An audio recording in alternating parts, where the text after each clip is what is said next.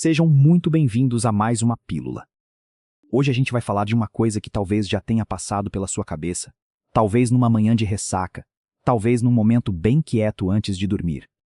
Aquela pergunta que a gente raramente faz em voz alta. Será que eu tô cruzando uma linha com o álcool? Não necessariamente uma crise. Não nada dramático. Só uma pontada de dúvida. É sobre essa dúvida que a gente vai conversar hoje. E olha só, a linha entre o consumo social e a dependência raramente vem com uma placa de aviso. Ela não aparece de um dia para o outro. Os primeiros sinais são sutis, fáceis de justificar, confundidos com estresse ou cansaço. Por isso a gente chama esses sinais de silenciosos. Porque eles sussurram muito antes de gritar. Quando a gente pensa em alguém que perdeu o controle, a imagem que vem é a da pessoa que já perdeu o emprego, que bebe escondido de manhã, que chega em casa cambaleando. Sabe? Esses cenários são reais, mas representam estágios avançados. Antes de chegar ali, passaram por inúmeros sinais ignorados. Vamos falar do profissional que funciona bem no trabalho, mas que já planeja quando vai tomar a primeira dose do dia. Da pessoa que parece animada nas festas, de quem ri quando comentam sobre o quanto bebe, mas sente uma pontada de raiva por dentro. Esses são os sinais silenciosos. E antes de a gente começar, uma coisa precisa ficar clara. A perda de controle sobre o álcool não é falha moral. Não é fraqueza. Não é falta de caráter. A neurociência é muito clara. Dependência é uma condição clínica, com causas, com tratamento e com saída.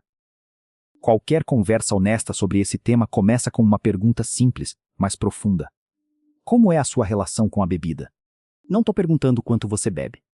Quantidade é só uma parte da equação, e muitas vezes a menos reveladora. Estou perguntando o que acontece dentro de você antes, durante e depois do consumo. O que acontece quando você não bebe? É aí que os sinais silenciosos costumam aparecer. Existe uma diferença fundamental entre querer algo e precisar de algo. Querer uma taça de vinho num jantar especial, isso é uma escolha. Agora sentir um desconforto crescente ao descobrir que não vai ter bebida num evento, isso é outra coisa. O primeiro indício silencioso da perda de controle não está no comportamento. Está no pensamento.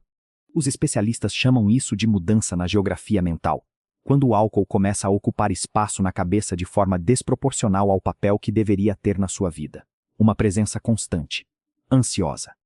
Por exemplo, você acorda e pensa em quando vai poder beber, não de forma casual, mas como quem aguarda um alívio necessário. Vai a um evento e, antes de confirmar presença, verifica se vai ter bebida. Percebe que a garrafa está quase no fim e sente uma inquietação desproporcional. Isso tem até nome, o cálculo de estoque.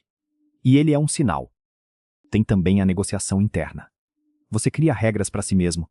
Só bebo depois das 8, me limito a 2 doses. Só no fim de semana. E aí percebe, com confusão e vergonha, que essas regras raramente se sustentam.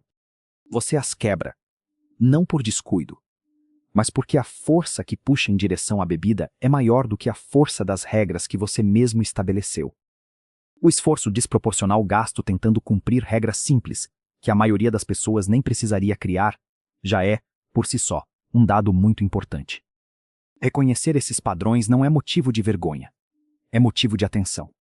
Quando o álcool passa a fazer parte da rotina de regulação emocional, o cérebro recalibra seus circuitos de recompensa em função dessa substância.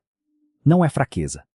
É neurobiologia. Outro sinal silencioso está no comportamento durante o consumo, de uma forma que poucas pessoas reconhecem como problemática. Você já notou que termina seu copo muito mais rápido do que as pessoas ao redor?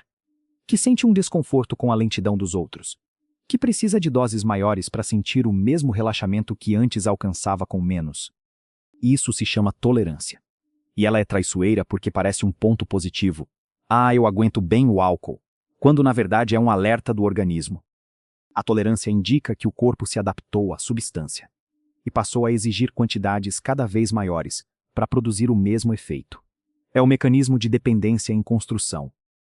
Tem também o hábito de beber antes de sair, o famoso esquenta solitário.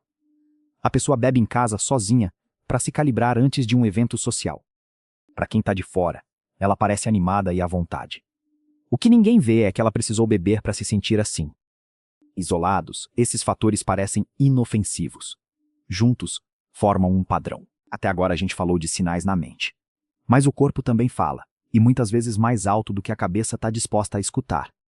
Outro território dos sinais silenciosos é o físico e o cognitivo.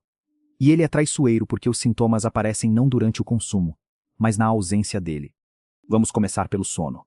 O álcool ajuda a adormecer, e para quem sofre com ansiedade ou dificuldade de desligar, isso parece uma solução conveniente. O problema é que o álcool fragmenta o sono. Ele suprime a fase REM, aquela em que o cérebro processa emoções, consolida memórias e faz a manutenção cognitiva essencial. O resultado é que você dorme, mas não descansa. Você acorda de madrugada com o coração acelerado, com calor, com suor, incapaz de voltar a dormir. A maioria das pessoas acha que isso é estresse, e nem imagina que está ligado ao álcool. O que realmente está naquele despertar às 3 da manhã é o organismo já sentindo a ausência da substância. Sem falar da névoa mental, aquela falta de foco, raciocínio mais lento, irritabilidade sem causa aparente, que aparece principalmente durante o dia. Essa manifestação no físico é difícil de reconhecer, porque quando a pessoa bebe novamente, parece que os sintomas somem. A névoa levanta. A irritabilidade se dissolve. Você se engana que bebeu e por isso melhorou, mas na verdade é a inconsciência dos males que o álcool já está causando no seu organismo. Esse ciclo, desconforto na abstinência, alívio na ingestão da bebida, é um dos mecanismos centrais da dependência. E tem um fator que a neurociência trata com gravidade especial, mas que a cultura banaliza, o famoso apagão. Esquecer o que aconteceu durante um episódio de consumo pesado não é só uma ressaca forte. É uma falha na consolidação da memória.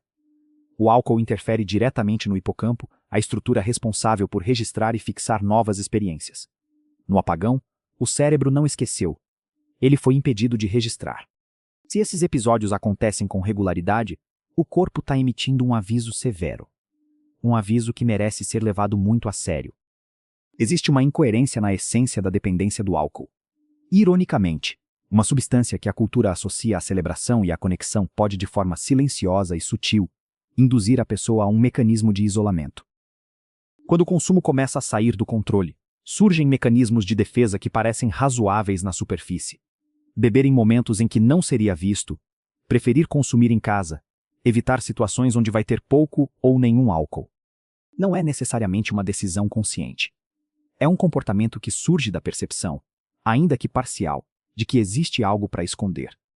O beber escondido indica que a pessoa já sabe, em algum nível, que o consumo ultrapassou o que seria aceito. Essa consciência que coexiste com a negação é uma das características mais dolorosas da dependência. Outro ponto revelador é a reação quando alguém comenta sobre o consumo, mesmo que gentilmente. Uma irritação desproporcional diante de "Você não acha que bebeu demais?" indica que o comentário tocou em algo que a pessoa ainda não está pronta para examinar. E o mais curioso é que a intensidade da defesa costuma ser proporcional à profundidade do problema. Tem ainda o abandono gradual de hobbies e atividades que antes traziam prazer: leitura, exercício, projetos criativos, encontros em contextos sem bebida. Não porque a pessoa não gosta mais deles, mas porque o tempo e a energia disponíveis passam a ser consumidos pelo álcool. As manhãs são gastas se recuperando. As tardes antecipam o momento de beber. Quando a bebida deixa de ser um ingrediente das experiências e se torna a experiência em si, algo importante mudou. E aí, o que fazer com tudo isso? Reconhecer esses sinais, seja em você mesmo, seja em alguém que você ama, e aceitar a vulnerabilidade é um ponto de partida muito importante. A ciência é muito clara. A dependência de álcool tem tratamento. E ele funciona melhor quando existe suporte, e quando a pessoa não precisa enfrentar esse processo sozinha. Falando de apoio e assistência, no Brasil, o SUS oferece os CAPS-AD, Centros de Atenção Psicossocial especializados em álcool e drogas. São uma porta de entrada para um tratamento gratuito e humanizado, focado não só na abstinência, mas na reinserção social e no cuidado contínuo. Para chegar até um CAPS-AD, basta buscar orientação na unidade básica de saúde mais próxima de você. Os Alcoólicos Anônimos são outra via com eficácia comprovada. Um programa de suporte mútuo, em grupo, sem julgamentos, onde quem já passou pelo processo caminha ao lado de quem está começando, com reuniões também online. É só entrar no site deles. Mas antes de qualquer serviço, antes de qualquer ligação ou consulta, Existe um passo que só a própria pessoa pode dar: o reconhecimento. Não o reconhecimento público. Não a confissão dramática. Só o ato silencioso, íntimo e corajoso de olhar para dentro e dizer: algo aqui precisa de atenção. Esse momento, que pode acontecer numa madrugada de insônia, numa manhã de arrependimento, numa frase que ficou ressoando, é o mais importante de todo o processo. Porque é a partir dele que tudo mais se torna possível. Os sinais silenciosos existem para ser ouvidos. E ouvir não é fraqueza. É o começo da liberdade. No próximo episódio, vamos falar sobre por que você bebe, mesmo quando sabe que vai se arrepender. A gente vai mergulhar fundo na neurociência por trás desse ciclo que parece não ter fim, mas tem. Valeu demais pela companhia. Me fala, esse vídeo fez sentido para você? Então escreva de onde está assistindo agora. E já compartilha com quem você ama, talvez essa pode ser a pílula que alguém precisava hoje. Grande abraço e até a próxima.